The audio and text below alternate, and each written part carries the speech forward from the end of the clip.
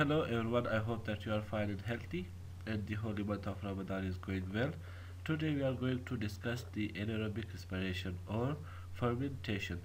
We know that anaerobic respiration is the respiration that do not use oxygen or that do not utilize oxygen or that do not need oxygen. The other expression used for this respiration is fermentation, which in Pashto means takhamur. Some lower organisms such as bacteria, fungi that live in habitat where oxygen is deficient or absent. Those organisms that live in areas or in habitats where oxygen is deficient or absent use anaerobic respiration for their metabolic functions. So, these organisms have the ability to produce ATP in the absence of oxygen. That's what anaerobic respiration means. Anaerobic respiration occurs in the cytoplasm as a series of enzyme-controlled stages known as glycolysis and fermentation.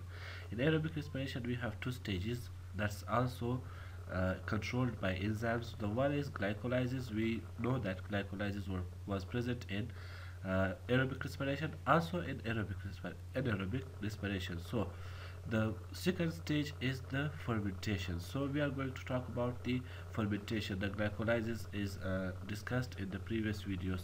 So here is a brief review of glycolysis. We know that glycolysis was a series of enzyme catalyzed reactions in which a glucose molecule was converted to pyruvate molecule to pyruvate molecule. So this was the stage of glycolysis.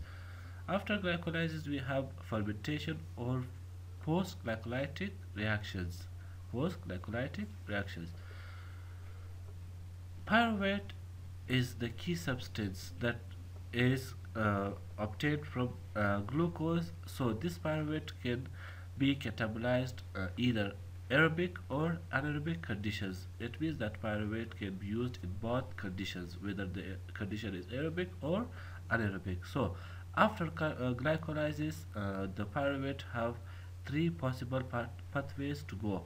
The first one is the alcoholic fermentation. The second one is lactic acid fermentation, which is the kinds of anaerobic respirations, and the third one is pyruvate oxidation or aerobic respiration. This is occurred in aerobic conditions. So this vary according to the type of organism. The organisms that live in habitats where oxygen is present, they use aerobic respiration, or the organisms that live in habitats or where oxygen is deficient or not present, so they use anaerobic respiration. The first one, alcoholic fermentation. Alcoholic fermentation occurs in the cytoplasm of some anaerobic bacteria, fungi, algae, and protozoa. It means that these uh, living organisms use anaerobic respiration or alcoholic fermentation to obtain energy. In this pathway, pyruvate is decarboxylated to acetaldehyde. Pyruvate is decarboxylated to acetaldehyde.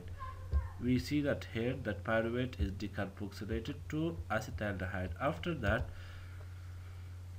with the release of carbon dioxide, with pyruvate decarboxylases, so with the release of one molecule of carbon dioxide. So then the acetaldehyde is then reduced to ethanol.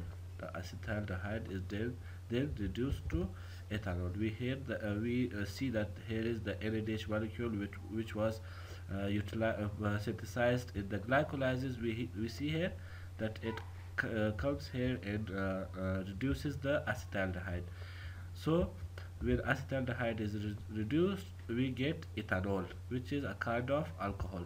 So the acetal is then reduced to ethanol by the enzyme alcohol dehydrogenase. We have an enzyme by the name of alcohol dehydrogenase, which utilizes the NADH synthesized at the glycolysis. The NADH that was synthesized in the glycolysis stage, here that NADH is utilized, or that NADH is put to work. So alcohol fermentation is used in the production of wine, beer, and other alcoholic beverages, because the end product of the alcoholic fermentation is ethanol. So it's mostly used in the alcoholic beverages such as wine, beer, or etc, etc. So as a result of alcoholic fermentation, we get 2 ATP and 2 molecules of ethyl alcohol. In the alcoholic fermentation, at the end we get 2 ATP and 2 molecules of ethyl alcohol. The second one is lactic acid fermentation. Pyruvate can also be catabolized by lactic acid under anaerobic condition. It means that pyruvate can also be converted or catabolized to lactic acid where oxygen is not present. Some bacteria, algae, and protozoa use this pathway. So, pyruvate is reduced to lactic acid by the enzyme lactate. Pyruvate is reduced by an enzyme called lactate dehydrogenase enzyme. So, in this stage, the NADH that is produced or synthesized in the glycolysis is also utilized or also consumed. So, this NADH molecule reduces the pyruvate to lactate with the enzyme lactate dehydrogenase. So, this pathway is also used in the muscle of mammals. This pathway is also used in the muscle of mammals. It means that دغه pathway د تلروکو حیواناتو په عضلاتو کې هم ترسره کیږي. When does it occurs? When the demand for oxygen exceeds that of supply. For example, when we are doing heavy exercise, the demand of oxygen is more than its supply. So in this case, the muscles use lactic acid fermentation to get energy. In پښتو کله چې د انسان په بدن کې د اکسیجن ډیمانډ ډیر خو د سپلای د هغه سپلای لږ یعنی غوښتنه د اکسیجن هلته ډیرې مګر اکسیجن په پوره ډول سره نه ورته برابریږي. نو په دغه وخت کې بیا عضلات د لکټیک اسید فرمنټیشن څخه کار اخلي او د هغه په لارې خپل ځان لپاره انرژي برابروي. So high concentration of lactic acid in the blood stimulates the brain to make you feel tired. If lactic acid is present with high concentration in the blood level, so this lactic acid stimulates the brain to make you feel tired,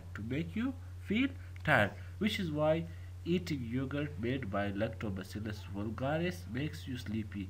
We have kind of bacteria present in the yogurt which produces lactic acid or uses lactic acid fermentation. So this is why we are sleepy when we eat yogurt or other lactic acid. So this is our lesson for this week. If you have any question, you can contact me directly on my WhatsApp.